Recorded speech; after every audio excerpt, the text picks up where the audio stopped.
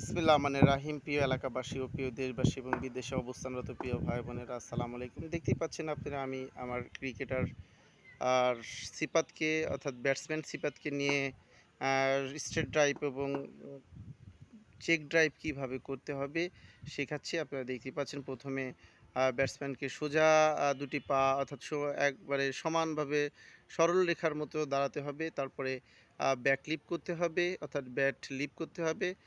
দেখতেই পাচ্ছেন অফ স্ট্যাম্পের উপরে তার লিপ, এবং এরপরে সে ট্রিগার মুভমেন্ট অর্থাৎ বলারের বলটি খেলার জন্য যে বলটি দেখতে পাচ্ছেন ট্রিগার মুভমেন্টে গেল।